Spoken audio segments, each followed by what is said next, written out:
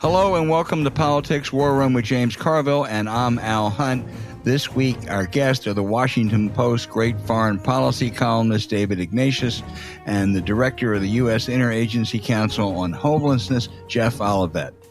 Remember, we love taking your questions, so write into politicswarroom@gmail.com or send a tweet to @Politicon for next week's show. Now, we'll get to as many as we can, but don't forget to tell us where you're from. And please check out the link to our sponsors, Zbiotics, in our episode show notes. We thank you for supporting this sponsor. It really helps make this podcast happen. Please tell your friends about us and remind them to subscribe on Apple Podcasts, Spotify, Stitcher, or wherever you get your podcast. James, once again, Biden, Trump, they remain far and away the preference of their party for the nomination, presidential nomination. Most Americans don't want either one of them to run, and they both face, I think, considerable challenges in the next couple months. Biden first. They have a good story. The Biden team has a really good story, and the president just doesn't seem to be able to communicate it. I was with a Biden supporter this week who was talking about Gavin Newsom's appearance on Sean Hannity. He said, he laid out the Biden case so well. Why can't Biden do that? I guess he just can't. There's talk now, will he debate Bobby Kennedy? There's no way in the world they're going to put Joe Biden on a debate stage with Bobby Kennedy or anyone else other than conceivably in the general election. And then he's got the issue of his vice president. There's talk of another reboot. She's on the road. She's kind of taken over the abortion issue. There's going to be a big PR campaign led by Anita Dunn. They got a long way to go, James. The NBC poll showed that she has the lowest rating of any vice president they've ever measured. I don't think there's any real chance they're going to replace her on the ticket. But right now, Kamala Harris is a drag. Well, all right, let's take them in order and the messaging. I'm very clear that on this program, I think both of our preference would be that we had an open primary.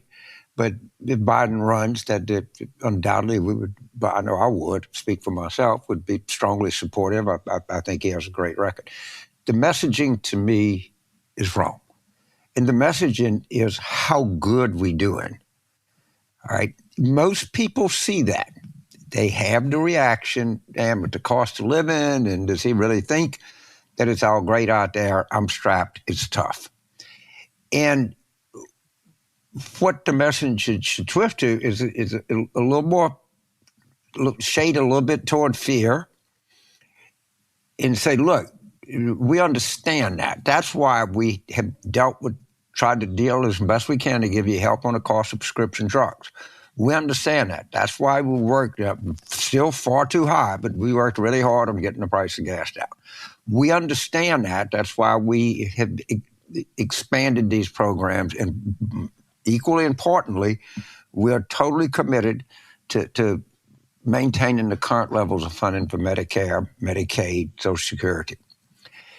And the big question, you brought this up before, is as we go into 2025, do you think that we need to cut Medicaid, given the fact that people are struggling with the cost of living, and they still are, let me assure you, that we need to take away Social Security and Medicare or cut that? Do we need to raise taxes on families that have an income of below $55,000 a year? I submit to you that I understand that families have a ways to go here, but we sure don't want to go in reverse. Now, that's kind of hard to do when you have some impressive headline numbers, but people say, I don't feel it. And as of right now, they're not willing to be talked into it. So if you can't talk them into liking you anymore, there's only one other choice you have is talk them into hating them more. I mean, it's not, Morning in America. It's not the New Deal. It's not, America's on a tear or something like that. But when you're in this position, you take the best you got and you just pound home that the first decision that the next president who's elected makes is, do you continue current levels of Social Security, Medicare, Medicaid, and do you continue current levels on taxations on people whose incomes are under $55,000 a year. It's the best I can do. And do you end the huge tax breaks that rich people got under Donald Trump? And do you want to continue the affordable health care subsidies? Because they expire next year. Big, huge deal. Yep. I agree. It's expensive. It's expensive. You're struggling, but the subsidies are helping you. Right. And you take them away, you're just going to be awful.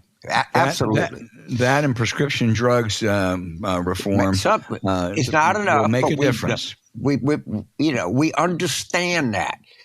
And we know you're struggling, and we're struggling and have done some things, and we're struggling to still deliver some more help to you. But the idea that you don't appreciate how good this economy is, or the remarkable headline numbers, and once people hear that, they shut down on you. And can a big PR campaign turn it around for Kamala Harris? That NBC poll is devastating.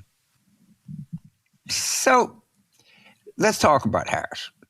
All right. The first thing is I understand. I think I met her, but she's got Sheila Nix, who's a new chief of staff, who by every estimation, by resume and reputation, is a talented chief of staff. I don't know how talented she is in politics, but she's clearly qualified.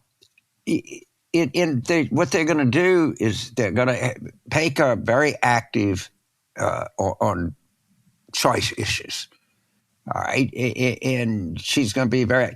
The thing that she should have done, and she would not be in serious predicament if she is she do something against the narrative. Everybody knows she's pro-choice. All right. She's one of 1,000 voices out there. If she would have taken the crime issue as a former prosecutor and attorney general and run with it from the beginning and run out of character or out of type, people might have been willing to take a look and say, this person is different. If she would have taken the immigration issue as opposed to have Biden sent her down there and for one play, and then basically, to best as I can figure, she's mostly been out of the game. If she were down there on the southern border asking questions and talking about things and reporting back, you're not going to, they're not, it's all likelihood they're not going to take you off the ticket, although I'd be honest, I'm certain it crosses their mind, but they've done to the extent of playing inside politics, if you touch her, it's an insult to every woman of color everywhere in the country. Yep. Just seeing the way the Biden people operate, that will probably scare them off. But until she does something that is not predictable, people are going to have a predictably low opinion of her. And she is just, if anything, the most predictable politician in America right now. Right. No, I agree. Yeah, totally. I mean, going long on choice is not going to get you anything. The only thing that should give them cause for some optimism and everything else is to look at the other side. Trump, that tape that came out about Donald Trump this week when he was talking to the people doing a book up in Bedminster is devastating. I mean, it's game, set, match. It just proves it's everything. In that tape, he says, number one, I'm showing you classified material. He says it's classified. He says he could have declassified it as president, but of course he can't now. And isn't it interesting? And almost jokes about it. Look, his only hope, he's been indicted twice now. He's certainly going to be indicted in Fulton County, probably be indicted for January the 6th. His only hope of getting off in that Fort Pierce case, which I'm not sure when it's going to be tried, she said August, that's not going to happen, maybe next year, is that this friendly judge enables a number of MAGA supporters to get on that jury. But he has at least 2 or 3 other indictments. The odds of Donald Trump escaping all 3 or 4 indictments is about, 200 to 1. I mean, that's what a long shot that would be. I mean, each case to varying degrees is strong. So the only way ahead for Donald Trump to avoid this slammer is, number one, win the presidency, which I hate to say is not a long shot anymore, and then pardon himself Or number two, if the Democrats win, admit guilt, pay a humongous fine, apologize, and do everything that Trump's character doesn't allow him to do? Well, all right, I'll start with the Fort Pierce jury. I think that problem is overrated. I know a lot of friends of ours, say, you got to get a Trump person on that. Juries tend to, if selected with some level of conscientiousness, tend to look at the facts in the law. You get convictions every day every day in places like New Orleans or Baltimore, majority black cities with majority black jurors convicting black criminals. That's a very, very, very common occurrence.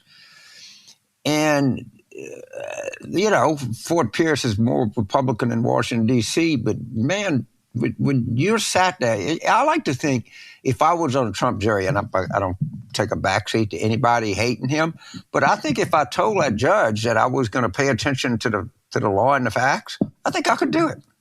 There's no chance that I'd be on a jury, but I'm just saying, you can weed out. The government can look at social media postings and public stuff of people. They could, and I think they have 10 preemptory challenges. But they can argue to that judge. I think they can draw. I think we give it up on the fact you can't get a good jury pool in that district. I'm sure you'd get a better jury pool if you're in Manhattan. But I'm not as distressed about that. He is in such legal trouble. I mean, he's in profound and deep legal trouble. Now he's saying it was plans for the golf course. I think we're going to have a good interview with David Ignatius later in the show on this. But in the Fulton County stuff is coming, and the Jack Smith is coming again. He's gonna have to figure a way to stay out of jail. I really believe that. This is not Mueller's going to do this or that. I mean, right now he's in breathtaking legal trouble, and have I read the entire indictment? Of course I hadn't, and people that say they did, most of them haven't. But I know a lot of people who have read it, and to say it's a just unbelievably strong indictment. And the chances that these guys are going to be lying in that indictment are pretty remote. So you said for a long time that you didn't think that Trump would be the Republican nominee. I think the chances that you're right increase a little bit by the day. But we all do the same thing. The indictment in Manhattan, we say, all right, let's see the polling. 7 days later, he's 2 points down overall, but he's 2 points up with Republicans. Then he gets indicted in Mar-a-Lago. Well, let's see the polling. Another 2 points down with everybody else, another 3 points up with Republicans. But, sometimes, as Lenin was right, the history goes decades with nothing happening, and then history goes weeks with decades happening. Yep. And it works till it doesn't work. We're doing a lot of history this year, aren't we, James? Well, we've seen a lot. But in terms of Trump's approval, we haven't seen a lot. But there's a lot. I'm totally convinced. There's a lot more coming in when he is told that he faces a very real prospect of incarceration. Williamson County represents me. They have a thing. They'll do anything to keep you out of jail. If they say you got to plead to something but you don't know jail fucking plead to it, get out of it. Do anything you can to avoid the penitentiary, which is good advice. James, there's one big difference. No, two big differences. Number one, there was no prospect of you going to jail. And number two, you listen to your good lawyers. There is a great prospect that Trump could face jail time. And number two, he has never listened to his lawyers. That's why he doesn't have great lawyers. I don't know that that's going to change.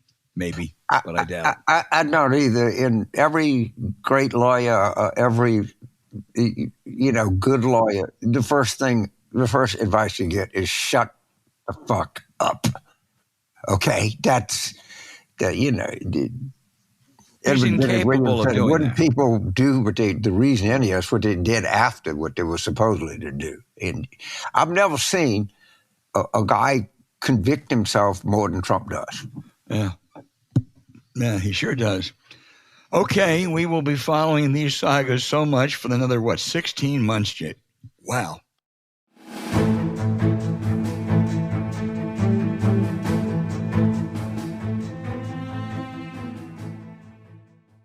Hey, James, we all have big goals, and we can't afford to waste a day stuck on the couch because of a few drinks during a dinner meeting the night before. Zbiotics is the answer. It's amazing how they use PhD scientists to pioneer the world's first genetically engineered probiotic to accomplish a greater good, tackling rough mornings after drinking and getting you back to business.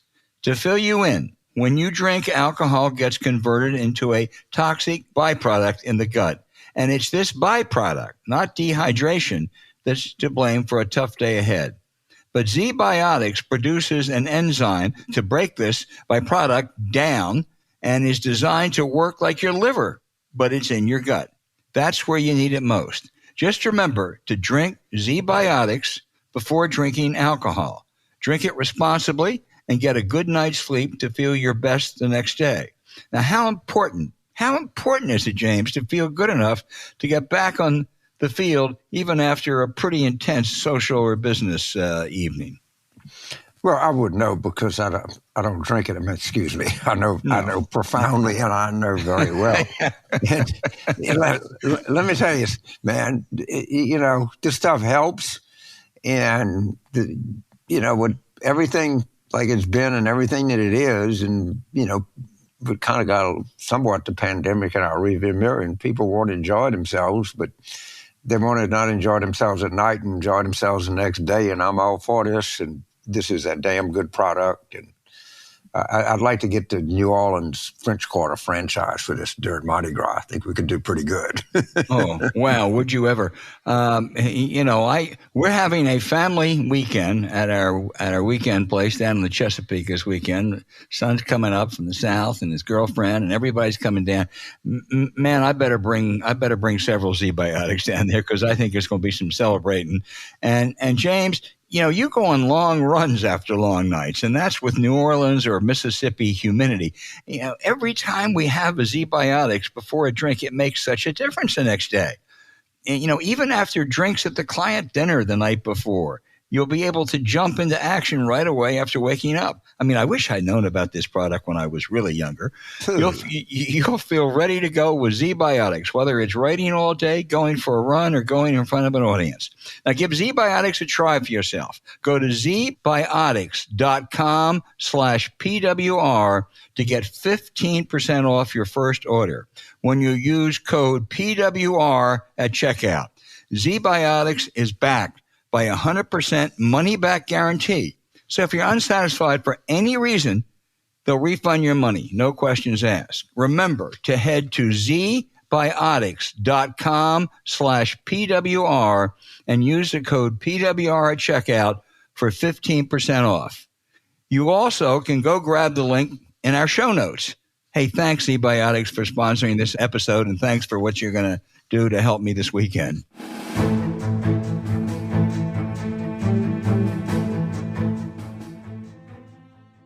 America's premier foreign policy national security columnist, David Ignatius of the Washington Post, joins us, James.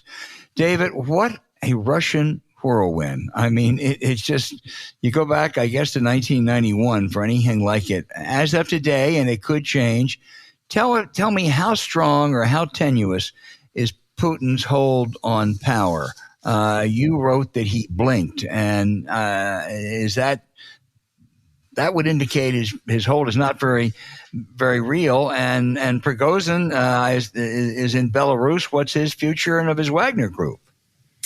So, Albert and James, first, I think his hold on power has been weakened. He's been demonstrated to be a target of what he called an armed mutiny. Most of us would call a coup attempt by his former friend from St. Petersburg, Yevgeny Prigozhin, the Wagner militia leader.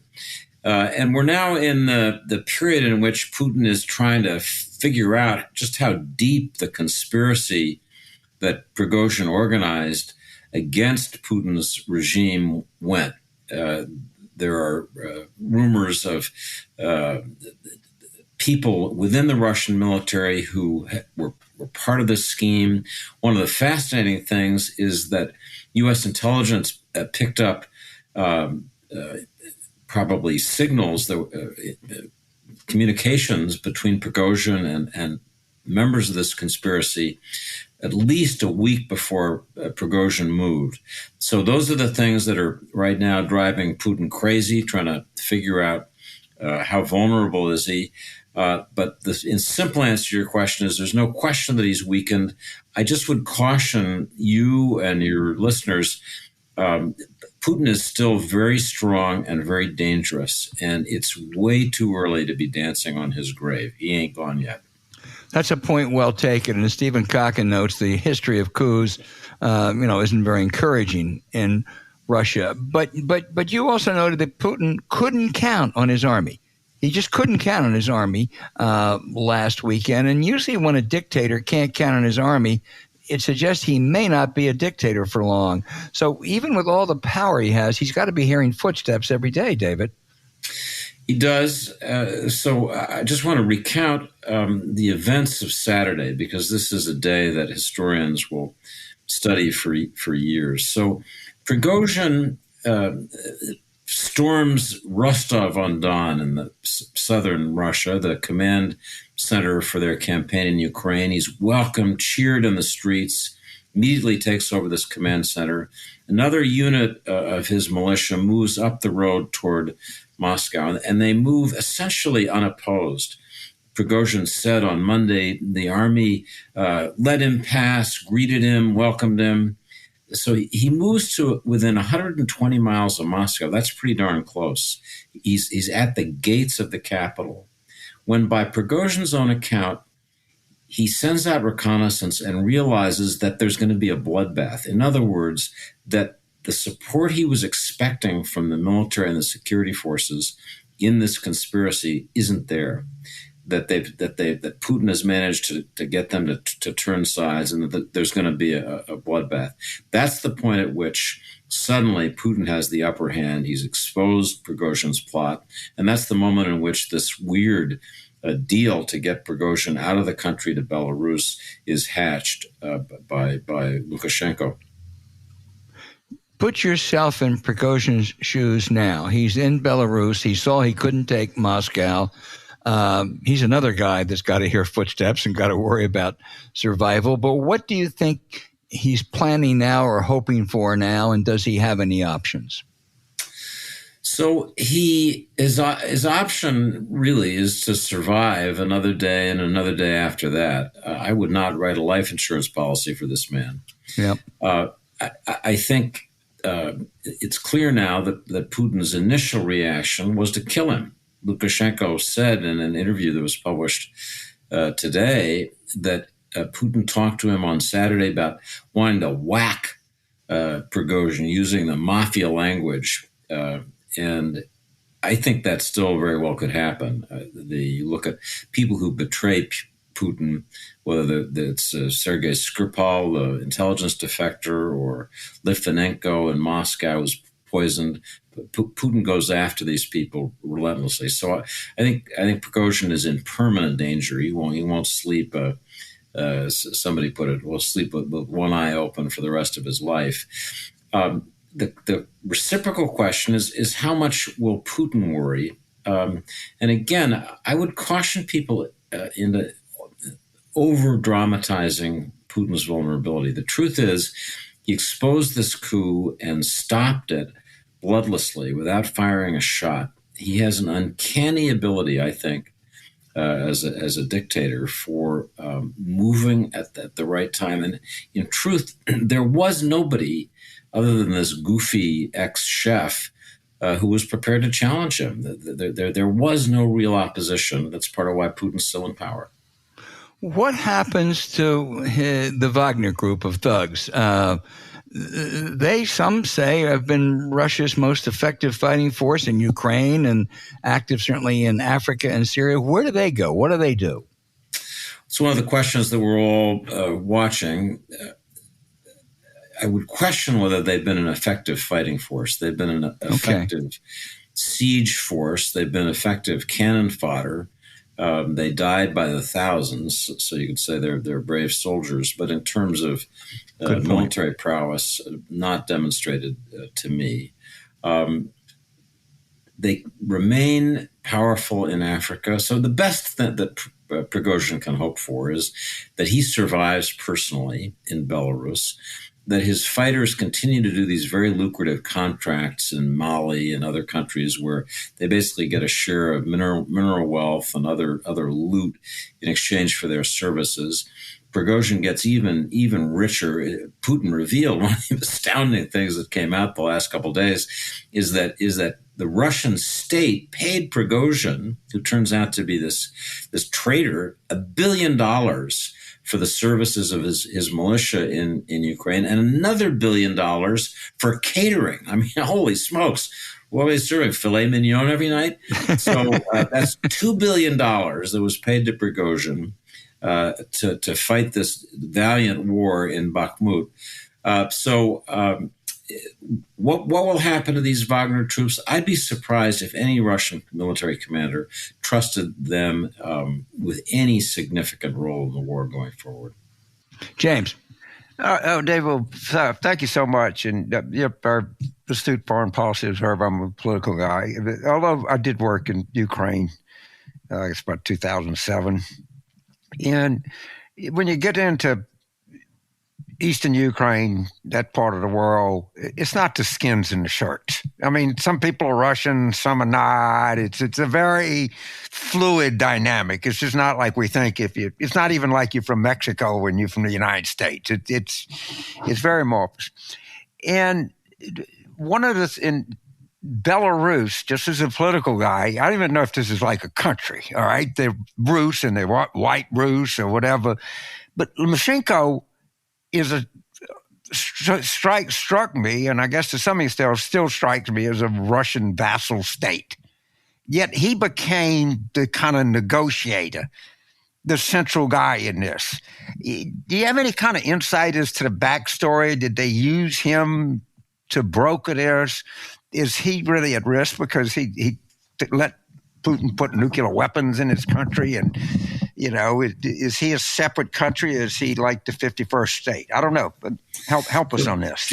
James, my feeling is that he's on a very short leash, that he would not have played this mediation role, if you will, unless Putin had asked him to, had authorized him to do it.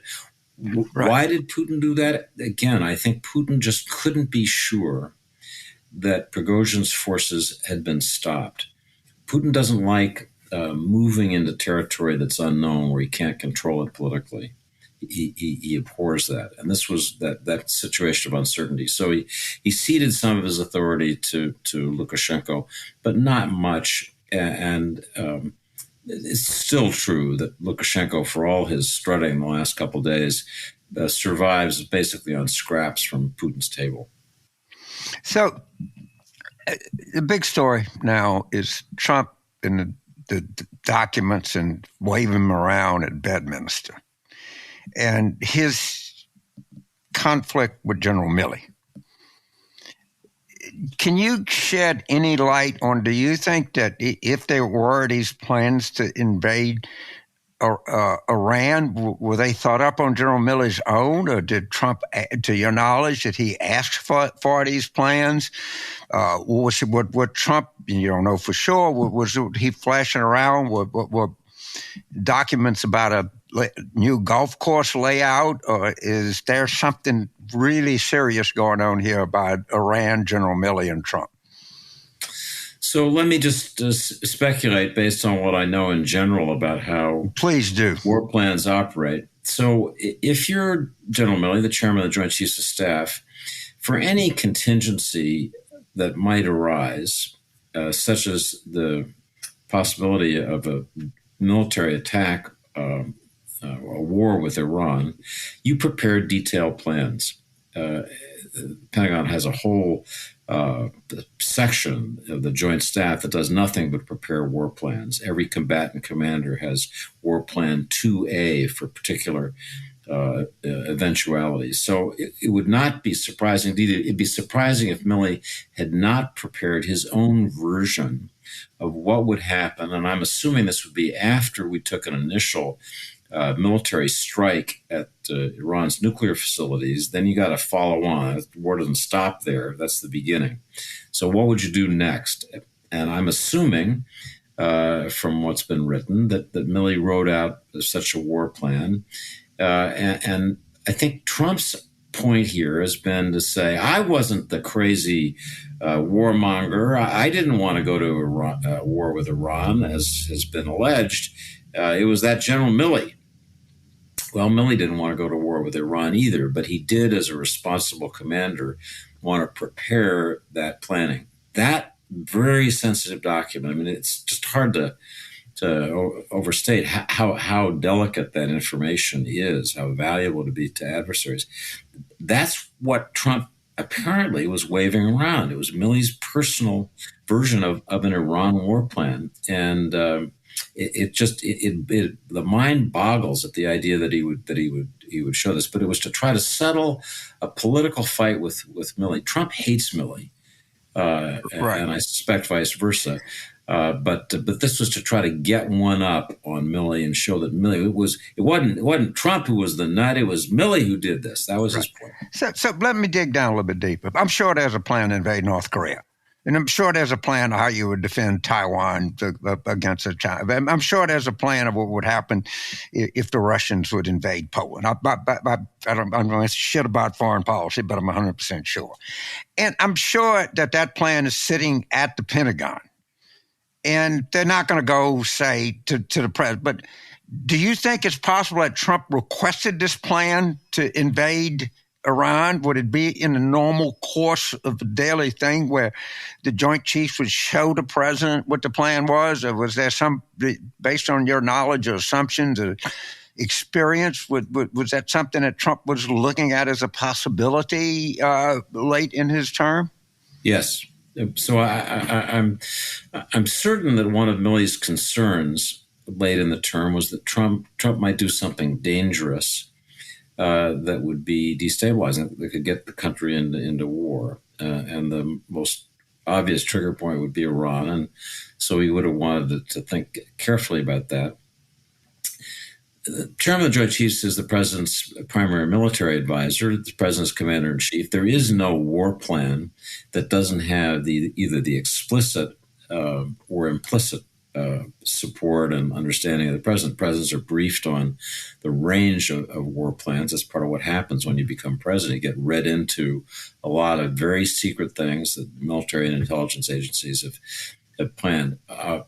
Again, we don't know, but my guess is that perhaps a personal version by Milley, summarizing Milley's reading. The war plan language is just ridiculously bureaucratic. It involves, move X to position Y. And so this is a more informal kind of narrative that might have been prepared. And again, I think it's Milley's responsibility to do that. It falls on Trump. And I think it is true. Milley was worried that Trump might do something that would just basically overturn the stability of the republic. Do you think there's a possibility that in the interim between the November election in 2020 and Biden taking power in January of 2021, that Trump gave any thought to the idea of provoking a war with Iran to, in some crazy-ass way, think that he could hold power by doing that? I don't.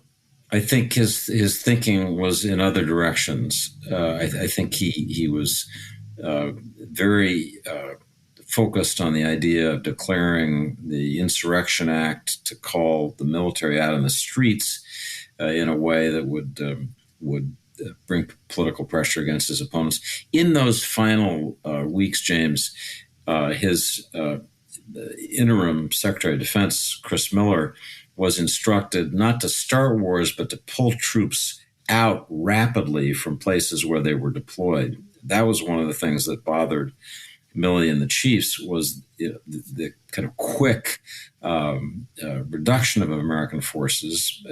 Trump wanted out of Afghanistan. Well, he sent over a presidential order without any vetting that would have pulled the troops almost instantly out of Afghanistan. Similar with Somalia, there was an effort to do that. There was an effort to cut off any special forces cooperation with the CIA in a way that would have made it very difficult to conduct other sensitive operations. Those were the things that Trump was pushing in the final weeks, and I don't think that he ever. I don't know, but I don't think he was pushing for a conflict with Iran. He was going in the opposite direction. Thank you, David Albert. Let me just return to Russia and Ukraine for a minute. Some people worry that, geez, if he's in trouble, Putin could be dangerous. He could do things crazy. I think it was Timothy Snyder who said, no. He said he's backed into a corner. He's got to worry about the home front. I don't worry much about him doing anything crazy elsewhere. What's your take? So I think he does have to attend first to the home front, but I'm not somebody who wants to take a large bet on whether or not he would escalate to using tactical nuclear weapons to show strength in a situation where his forces, his special military operation, is in danger of failing.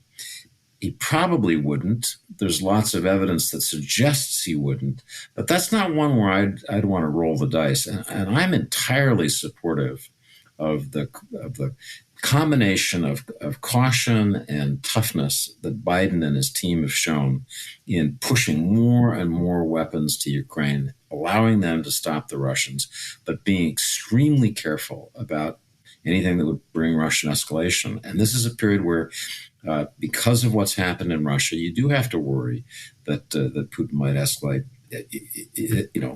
Might not happen, but I'm on stuff like this. I'm not a gambler. I'm sorry. That's wise, I'm sure. On Ukraine, this is just what I read, and you know it, whether it's right or not, but that much vaunted offense doesn't seem to have made a whole lot of progress. Is that fair, and does it mean much?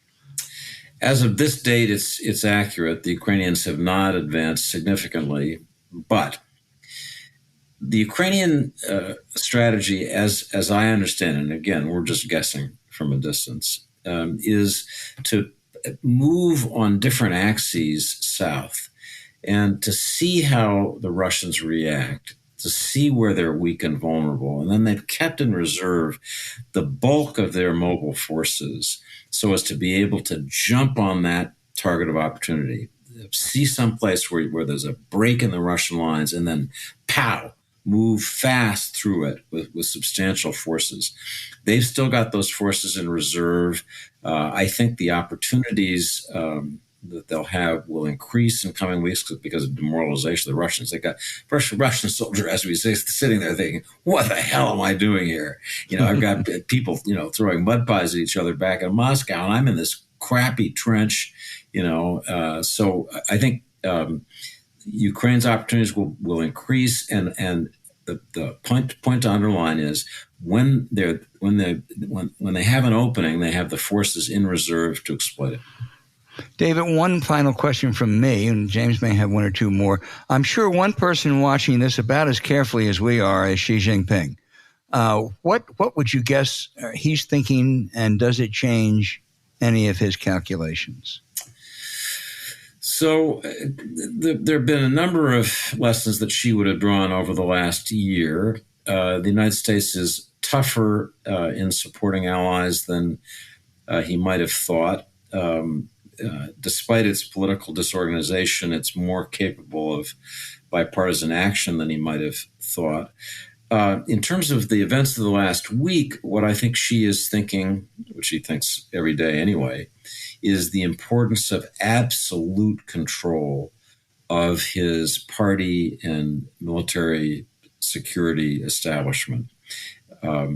Xi has always been paranoid about challenges. There have been many challenges to Xi since 2012 when he emerged as the biggest of the big men in China.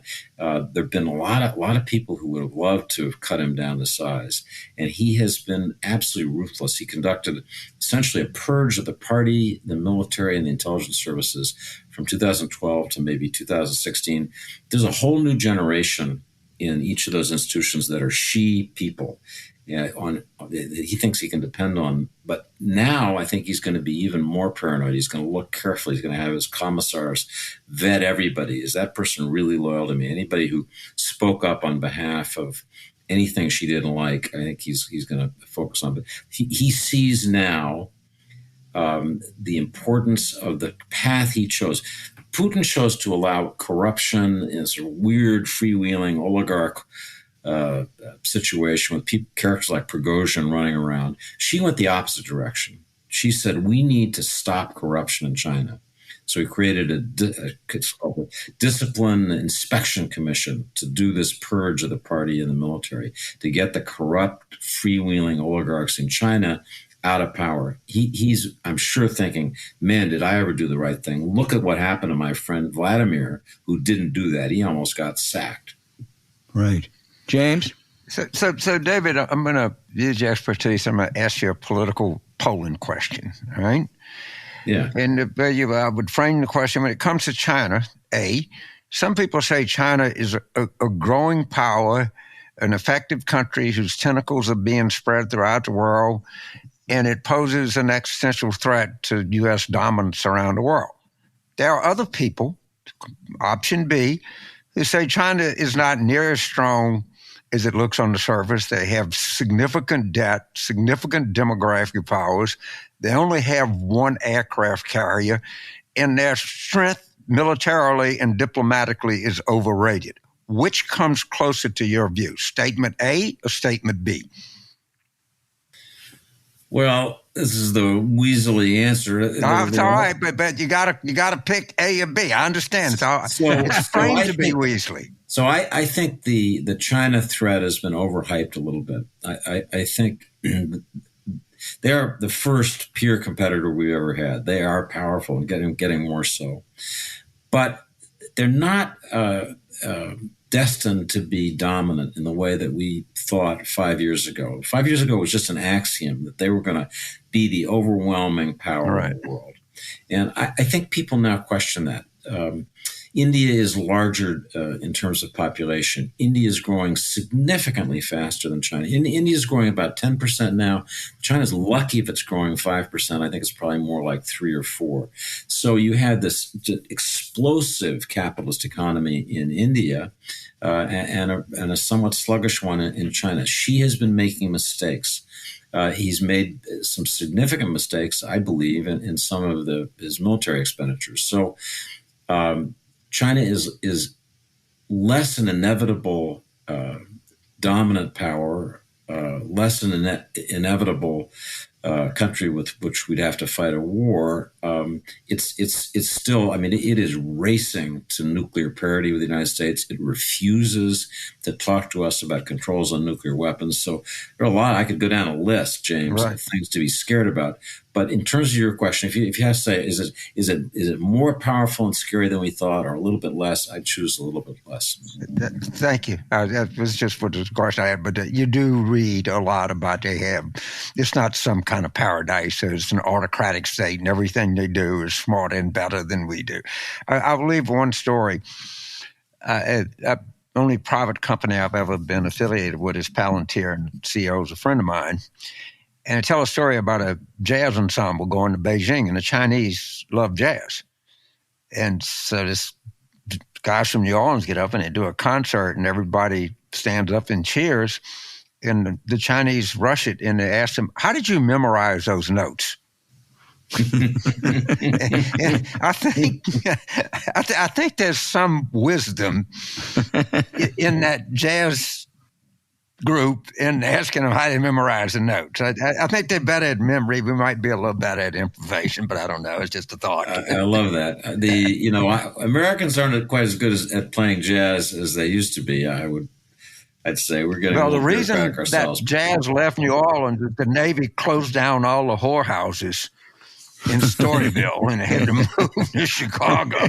But anyway, we'll have that discussion over dinner one night. Well, that was David Ignatius, thank you so much. You have given, I cannot tell you, you're the best guest we could have possibly had today.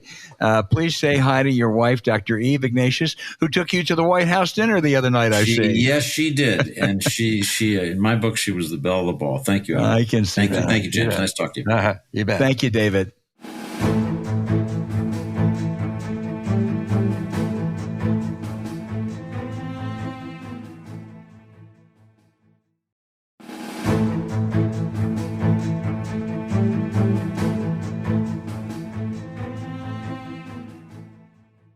Hey, James, let's welcome Jeff Olivet, Director of the U.S. Council on Homelessness. He has worked on this issue for more than a quarter century. Jeff, this is just a tragic problem in America. There are an estimated 582,000 people on a typical night who lack shelter. You know, as many as 46,000 people died last year of homelessness. The explanations I hear range from insufficient housing to race to drugs, mental health, maybe all the above. Tell us, what are the greatest challenges and what are we trying to do about it? Well, Al, you're exactly right that this is a life and death crisis that we see in communities all over the country, big cities, small cities, rural America, urban America.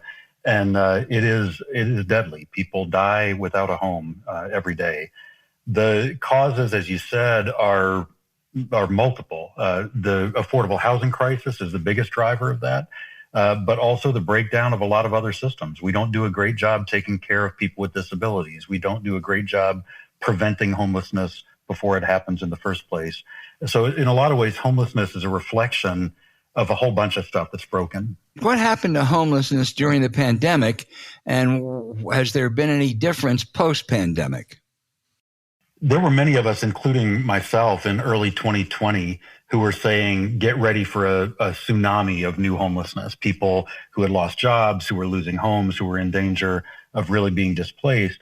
And there was a huge, I think, bipartisan effort to invest in people through expansion of the child tax credit, through emergency housing vouchers, emergency rental assistance that kept people stable, expanded unemployment benefits. And instead of that tsunami materializing, what we actually saw was a flattening off of homelessness. Homelessness had been increasing in the 3 or 4 years before the pandemic. And from 2020 to 2022, it flatlined, which to me is a proof point. It's a proof point that when we do things like expand the child tax credit or provide emergency rental assistance so that people don't get evicted, then we can actually prevent homelessness from happening before it even starts. Boy, I wish the Democratic politicians would do a better job of explaining that, because you're so right. Because a lot of those programs have now been not repealed, but moved back to where they were prior to 2020. They're going to be just as effective after a pandemic as they would be during a pandemic. And the need is great. I was going to ask you, what kind of legislation would you like to see? I think you've just answered that, but you might want to add one or two things. I think there's a lot to be learned from the pandemic. I think the lessons that could and should be carried forward are really important. One thing that we know is that supporting people in housing and then providing wraparound services works to end homelessness. We see people exit homelessness every day. What we've not done a great job of is scaling up those housing resources and service resources. So when you look at President Biden's budget proposals over the last couple of years, he's had some wonderful things like providing a guaranteed housing voucher for every low-income veteran or every young person aging out of foster care. Those kind of targeted, universal approaches to providing housing and supports are really what works. James? Jeff, thank you. And I happen to be slightly better educated on this issue because my son-in-law works for you, so we could get that right out of the way. So I would see a homeless person, just say in New Orleans. In my mind, goddamn, get that guy. He's mentally ill. He'll never be employed. You know, give him something in a soup kitchen. Give him 3 hots in a cot, and let's go on with our lives. What's wrong with that picture? Because that's everybody's picture. As I understand it, a lot of homeless people are employed, are families. This is not some guy that's mentally ill that is unemployable, but it's a lot more difficult and nuanced problem is that. Is that a correct analysis? It is. There's nothing wrong with 3 hots and a cot and getting food in people's belly. I mean, we do things that are about emergency survival, making sure people have a safe place to be inside, making sure they have clothes on their back and food in their stomach. None of those things solve homelessness. Those are emergency. Think of it as the emergency room. You're treating a critical situation in order to keep people alive. The way out of homelessness from those kind of very important but Band-Aid approaches is to provide housing for people and to get people off the street as quickly as possible into the safety of their own home with a door that locks and a bathroom they can use and a kitchen where they can cook their own dinner. People do amazingly well when we're able to do that.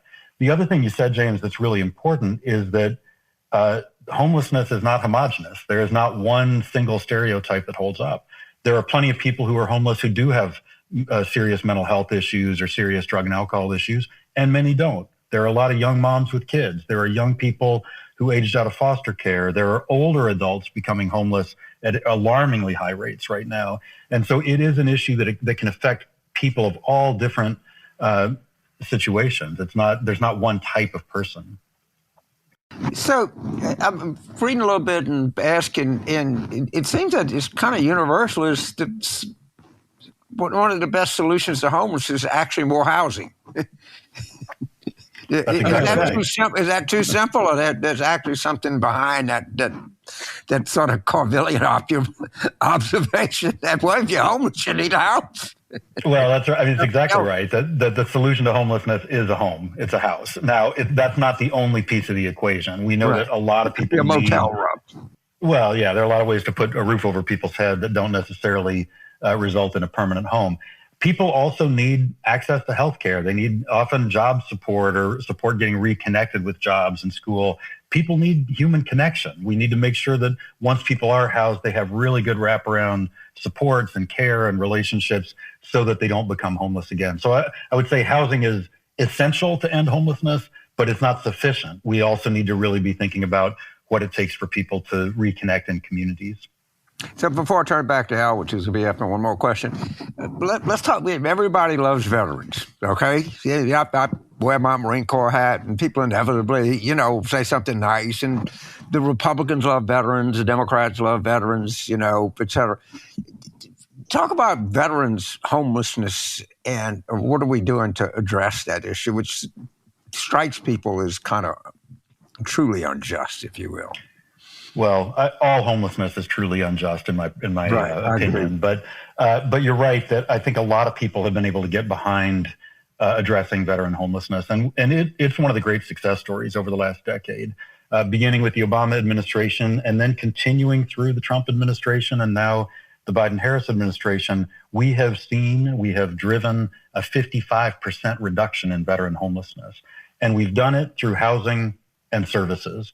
So HUD provides a lot of housing resources. The VA provides a lot of wraparound supports for people. And it's that recipe of housing with support that has allowed us to do that. We've been able to scale up those housing and service interventions with veterans in a way that we've just not prioritized as a nation with other groups. Howard? Jeff, let me follow up on something James asked. This is a small matter, but, like most people, I pass the homeless on the street, sometimes at traffic lights, and I used to give them $1 or $2, and someone advised me instead, no, it's much better to get food coupons and hand them out. I suppose that poses other problems.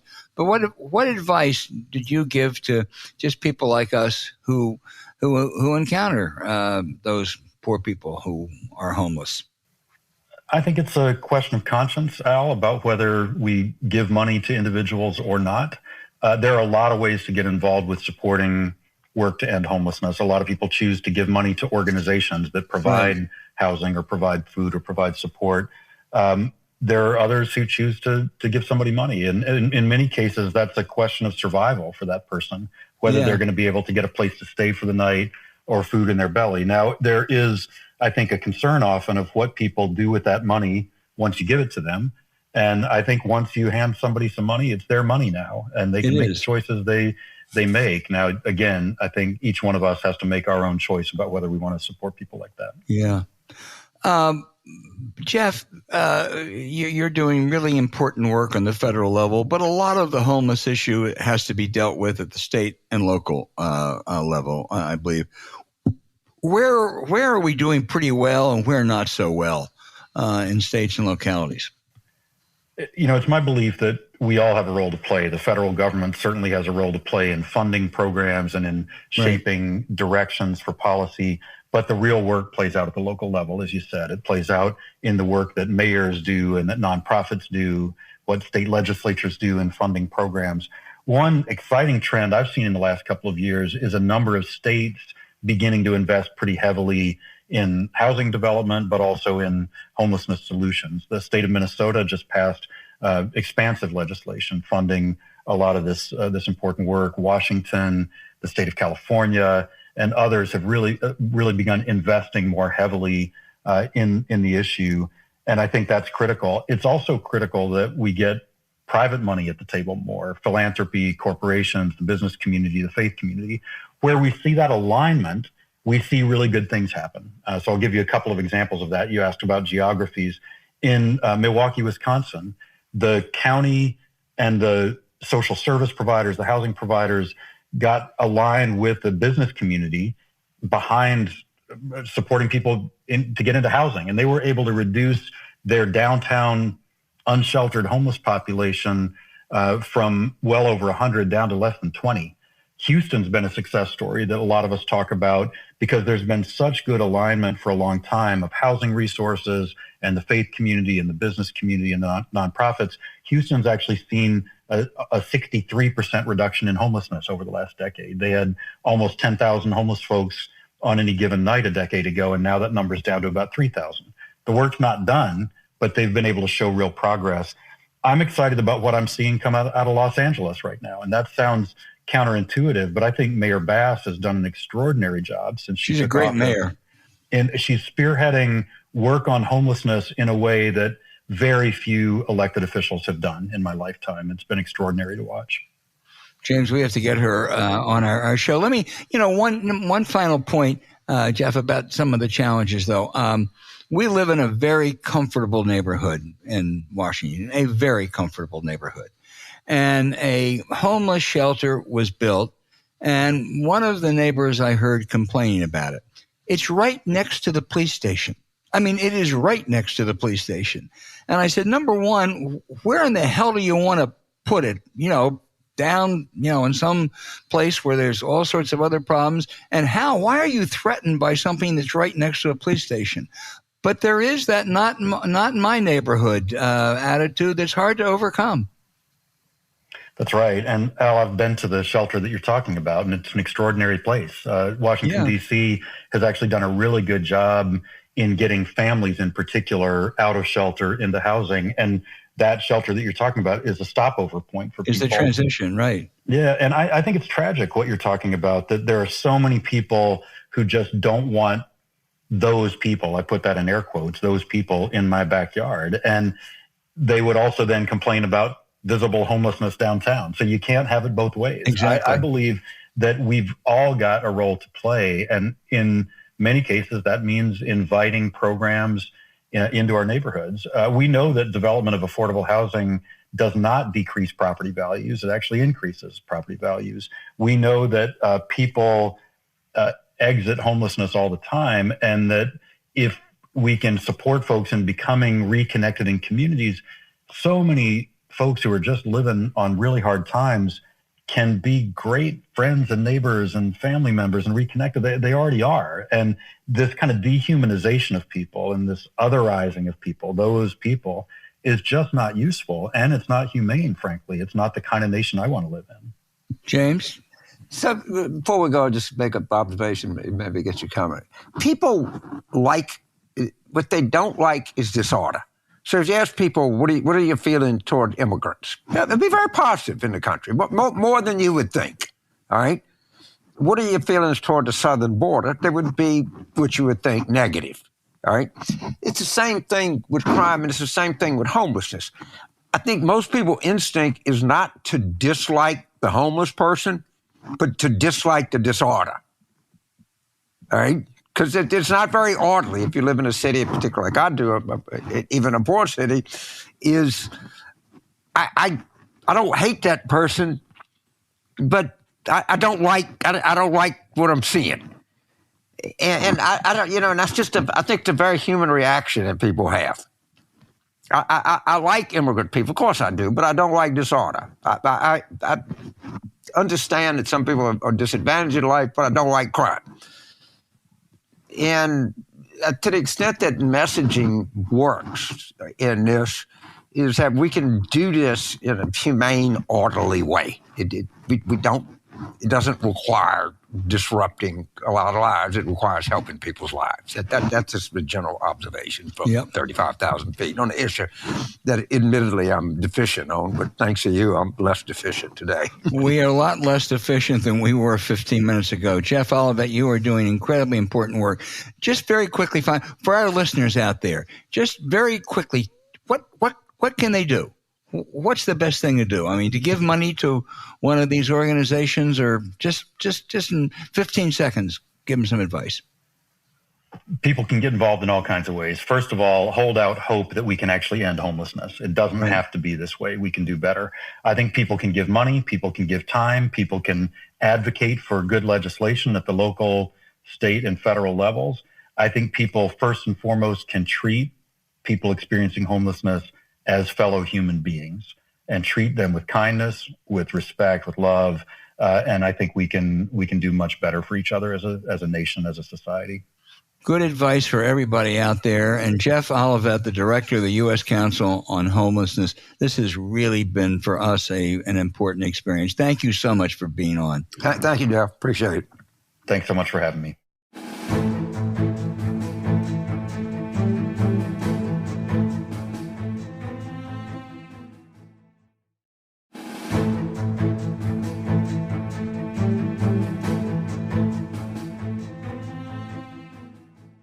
James, this is when we usually do our outrage of the week, and there are so many candidates that it's often difficult to pick which one is the most outrageous. So we're going to turn it around this week and talk about something that is a real uplift, a really great story, namely the College Baseball World Series in Omaha, Nebraska, which attracted a lot more attention than usual. James, maybe, I don't know, I'm not quite sure who won that World Series. And can you tell us a little bit about it? I'll tell you something about your school, Wake. One play won it for us. And that was that. Us as being LSU. Between Wake and LSU. Because we were not going to hit the Wake Forest pitcher. They were not going to hit our pitcher either. I say, they would have scored one run, and they would have won the game at the end of 9 innings, 1-0. That's an 80% certainty. And the main reason we made that play is we played Oregon State and Kentucky in the regional, and both of them used that play a lot. So they had practice. The play was a squeeze bunt. A squeeze bunt. And what happens is the first baseman, it's very hard. He has to rush down the first baseline. He's got to feel the ball. He's got to move it to his right hand. He has to throw it to the catcher, all right, just to complicate it more. The catcher's looking down the first baseline. It's not like you're in position to make the tag. That's a complicated defensive play that requires, and our first baseman is, a real Trey Morgan, who's a very, very, very good fielding first baseman who had practiced this and made the perfect play. And he did get him out, but it wasn't by much. And that was the whole ballgame. Yeah. Now, whether you beat Florida in the best out of 3, I don't know. You might have. But when you do it in a game like that, it's, and 2 games before, our catcher, Lee, made a almost equally sensational play to tag a guy out at home. It was unbelievable. But people are not going to remember that one because it wasn't the game decider at the right. end, the way Trey's was. It was a fabulous play. LSU had just a great run, but James, watching that, and I was disappointed Wake Forest lost, but incredibly proud of them, incredibly proud of the season. I think they were the number 2 team in the country, not Florida. I think it's LSU and then Wake Forest. That's pretty clear. I think it's pretty clear. I have never seen better pitching in a college. I mean, throughout. Yeah, there were 2 route games, but with LSU and Wake Forest, you saw 2 great staffs. So first of all, they got to a high audience of $4.2 million on ESPN. And we won them both, but the 2 fastest growing collegiate sports by far are women's basketball and men's baseball. By the way, the women's softball is a really growing sport. Oklahoma dominates that. Yeah. They're like the UCLA crazy. Of women's softball. But there's a great photograph, and I'm trying to get where Alex Milano, our catcher, fractured his shin. He scored, and he had to go around a guy and cost him to put his leg in a cast and bring him out to the game. And we had the dog pile. Paul Skanes gave him a ride on his back, carrying him out to the dog pile. And, Kim Mulkey was there, Joe Burrow was there, Brian Kelly was there. I mean, that can do nothing but help. It's not going to do anything but help Wake Forest. I mean, the story of the coach there was just a great story. I mean, Rhett Lauder is going to be a top 5 pick. He may be the second best pitcher in college baseball. Could be.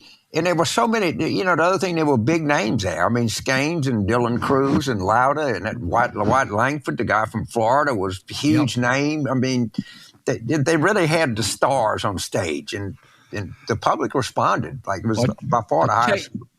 I tell you what I'm hoping, James. I'm hoping that the Washington Nationals, who draft second this summer, I hope that their pick is Paul Skanes of LSU, because I think he may be the best pitching prospect since Steven Strasburg. Well, I hear rumors, I repeat rumors. I don't know if they're true, but there's some subterranean view that the Pirates might take Skanes first. Yeah, I hope not. I don't know. I'm kind of with you. As good as Dylan Cruz is, let me tell you, you talk about, now this is college, there's a lot of good college players that don't make it in the pros, but his fielding, he's an unbelievable center fielder. He is an unbelievable base runner. I mean, really good base runner, really good fielding center fielder. He made a couple of plays against Florida that were really, saying they were Willie Mays, but they were superb fielding plays.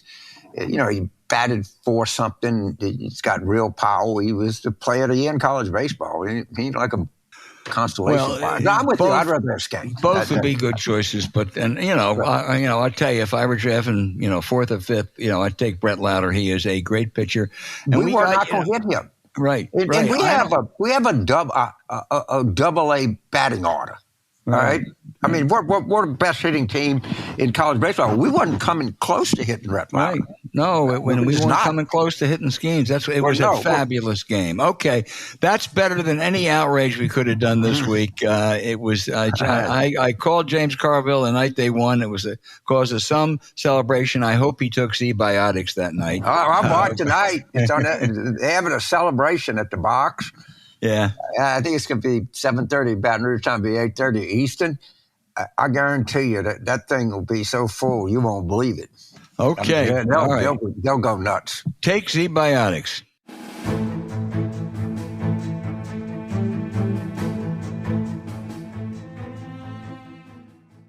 All right, James, now for our Screw the Voters segment. The Brennan Center reminds us this week is the 10th anniversary of one of the worst Supreme Court decisions ever, Shelby County, that declared that states with a history of voting discrimination against blacks no longer had to get clearance from the Justice Department for any changes in their voting rules. What do? Almost immediately, they passed new voting restrictions.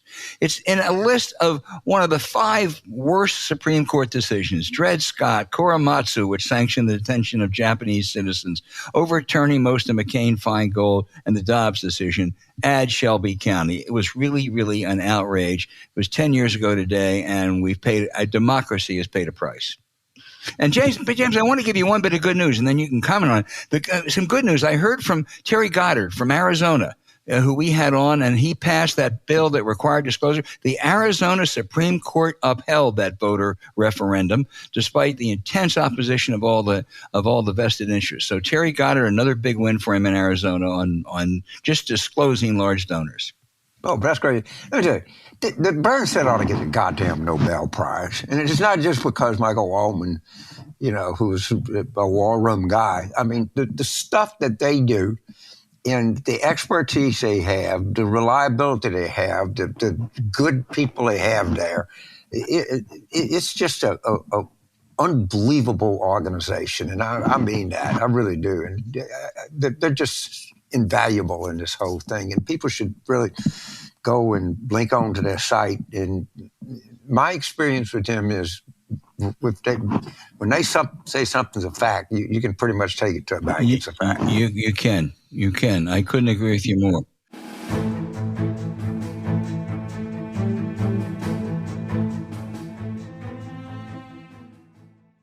All right, now for our listener questions, a whole bunch of really good ones from all over the world this week, James. We'll start with Dan in Winmore, Pennsylvania, who says as November 24 gets closer, you discuss the ways Republicans will tilt the playing field in their favor, lies, deceit, gerrymandering, voter suppression.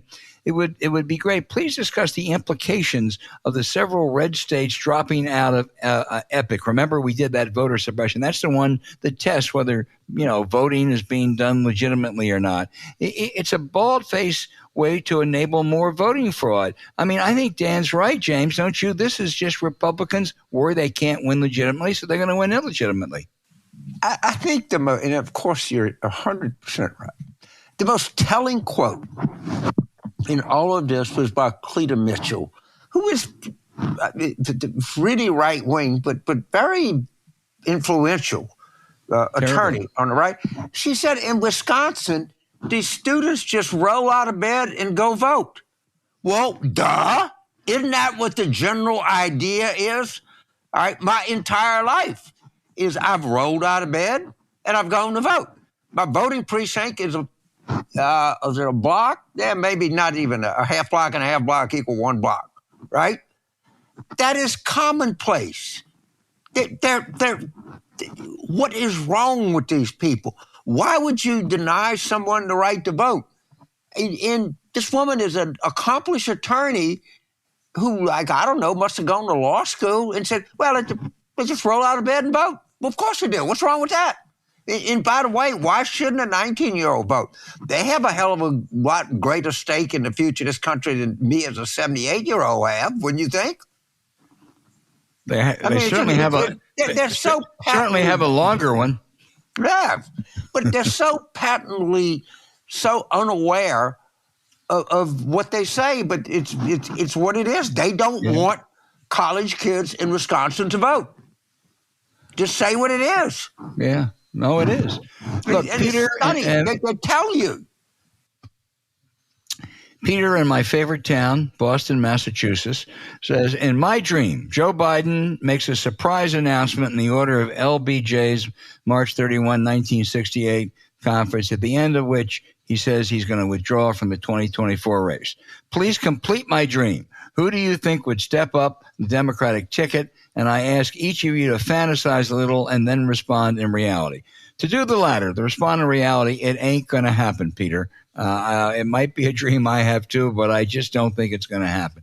If, to talk about your fantasy for a minute, if that should happen, what would happen? Kamala Harris would immediately declare, but then 7, 8, 10 other people would get in. And it would be a very open race with a lot of very talented political people.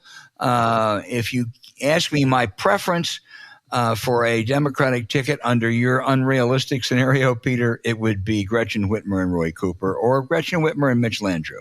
James? So first of all, I don't think it'll happen, but I think you underestimate the possibility. There's a lot to go. And this would be what I'd say. Of course, a lot of people I like. The image of our party right now is that we're old urban party, all right? that people, and there are so many, and I've been on this for so long. There are so many talented people in the Democratic Party that it's hard to overstate it. And they're talented people who would be very strong 2024 candidates. Come 2028, it's going to be so unbelievably talented. And what we're doing, and I don't have to admit I don't have the power to stop it. We talk about saving democracy, which I prefer talking about saving the Constitution because that's really what's at stake. But we're giving the country a choice that they don't want. I mean, the polling could not be clearer that people are looking for something other than a Biden-Trump rematch. They just are. And the image of the Democratic Party, when you listen to people, is that it's all old coastal people. So what's your fantasy ticket? Obviously, Mitch Landrieu was one of my favorite politicians. And by the way, you did this interview for the documentary, and they interviewed Mitch, and they were like texting me, like, "Oh my God, this guy's unbelievable." But my fantasy is that people see that if it's Governor Whitmer, it's Roy Cooper, it's Mitch, it's Raphael Warnock, it's whoever, I guess, but people see that there's energy and talent all over this party, and it's coming from all over the country. And the people, and non-coastal people, I've come to understand that, think that coastal people never think about them. And that's not true. It's not totally true. It's not mostly true. But there's more truth in it than we'd like to admit. In the Democratic Party, our former leader was from San Francisco. Our current leader, I love both of them, is from New York City. All right, the majority leader is from Maryland. The Senate majority leader is from Brooklyn. And I just think people need to see this party as something other than an urban, coastal, elderly political party. Yeah. And that's our image right now. And I can't blame people for thinking that. And Joe Biden, great guy, he's from Pennsylvania and Delaware. I mean, when you think about it, if you're from Michigan, I don't much count North Carolina as a coastal state, but I understand they have a coastline, but that I don't think of it. You wouldn't think of Roy Cooper as an urban elite. I think that's it's not just an urban elite. Yeah. It's that and all of the people, when they see a Democrat on TV, they see somebody older. And look, just look at our candidates and Bernie Sanders and Elizabeth Warren. There's nothing inherently wrong with being from Boston or from Vermont, but that's what people see and that's what people think. And we can't break out of this until we show people that we have, and we're just busting with fucking talent. All right, Peter, that's a good question. You stirred the juices. Keep it coming. Great question. I really, really appreciate it. Arthur in Covington, Kentucky, says, with abortion now being effectively banned in Kentucky, even after Kentuckians voted down an attempt to ban it, what effect will it have on this year's governor's race, given that Daniel Cameron, the Republican, is the one who pushed for the abortion ban? First of all, I know Covington well. It's right across the river from Cincinnati. And, a lot of great people there. People don't like these abortion bans. Right in Kentucky, they voted. They don't care. All right. If you hear all this chin scratching and we got to save democracy. Ron DeSantis, people like, oh man, if he gets it, not Trump. Ron DeSantis signed a 6-week abortion ban. People I talk to that know something about this, I've obviously never been pregnant. I'm not a birthing person, to say the least. You're not. But you don't even know when you're pregnant after 6 weeks. And DeSantis never talks about it. He signed it, as they all do, in the middle of the night, and he never discusses it. Well, if he gets to be the nomination, it's going to get freaking discussed. And I would point out something else. Since the Dobbs decision, we've not lost an election. And don't tell me we lost 2022. We did infinitely better than we had any right whatsoever to think we would do. And we went in Jacksonville and Kansas and Wisconsin and Colorado Springs and Pennsylvania.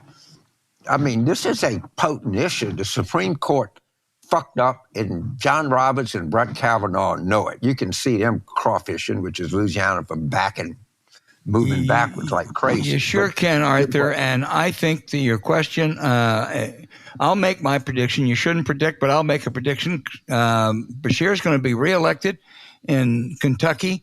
I'm afraid you're going to lose the governorship in Louisiana, James, but the upset win will be in Mississippi. But I think you're absolutely right, Arthur. I'll be in Daniel Cameron's going to pay. On the 22nd of August doing a fundraiser for Andy.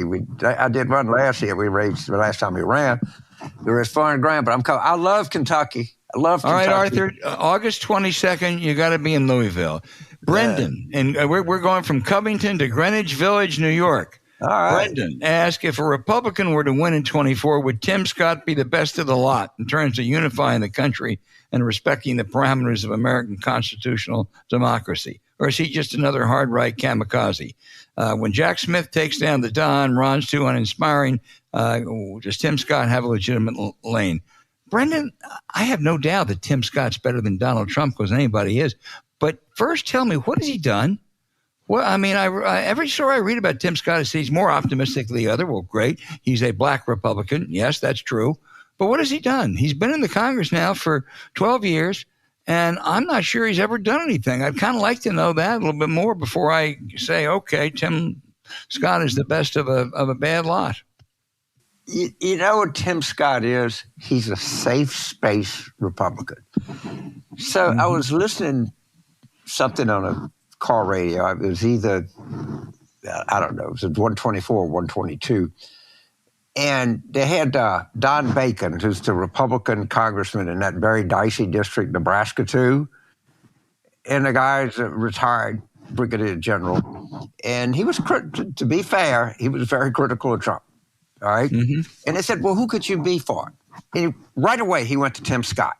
Right. Tim Scott is the savior. If you're a Republican in a district that Biden carried, and, you know, you want to be a Republican, you want to say something provocative, you want to show people that you're minor, you know, anything that Tim Scott ever did. But it was interesting that he was the safe space guy for, and it's only 8% of their party. But I thought that was interesting. The other thing is, I read a story this morning where he's actually honestly raising fundraising. He says, you need to give me money now because they're going to judge me on how I do in the second quarter, whatever it is, which is a kind of odd fundraising appeal, honesty. Okay, I agree on Tim Scott. All right, James, finally, Patrick in Exeter, New South Wales, Australia. Ooh. He says, common wisdom says the entry of a third party into the presidential election is bad for Democrats. But is it? Is it not possible, Patrick asked, that disaffected traditional Republicans could vote third party to register their disapproval of the current GOP? Well, all right, that's a boy. You talk about a question. First of all, is something possible? Yes, highly unlikely. And let me just point out something to my friends from New South Wales, which I think is the most populous of the Australian. They call them states of whatever. There's a fourth party, Cornel West, who's going to get a lot of votes. And it is much more likely that a no labels challenge, assuming that's there, would be much more harmful to Biden if we're assuming it's a Biden-Trump matchup, which that's the assumption now. We can argue with that. But Biden would be facing two alternative party challenges. One from the left, and I would just point out to people that Jill Stein was a Russian agent. Let me repeat that. Jill Stein was a Russian agent who got more votes in Pennsylvania, Michigan, and Wisconsin than Hillary lost by. And if you don't believe she was a Russian agent, do me a favor, because the press never told you this. Google photo Jill Stein, Vladimir Putin, and notice the date on the photo, and notice who else was at the table. It was General Flynn. And if we don't sound, I'm going to tell you right now, the Times, the networks are not going to sound this fucking alarm. And if we don't sound it here, and we don't sound it clear and distinctively, the same thing can happen again. I'm warning you. Last time I checked, James, she was Cornel West campaign manager. And this is a terrible problem. I'm sure she's Cornel West campaign, and I have a pretty good idea where a lot of their money is coming from. Maybe Cornel West can go to Russia and meet with Putin.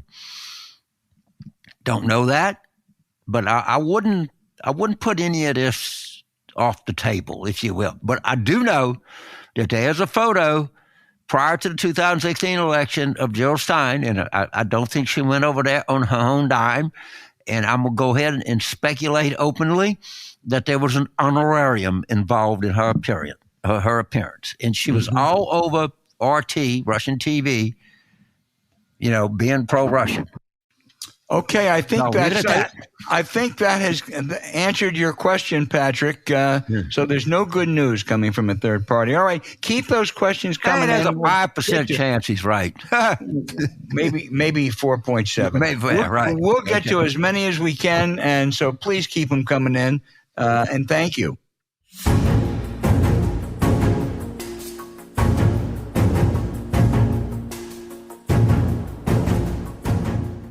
Hey, thanks for listening to Politics War Room with James Carville, and I'm Al Hunt.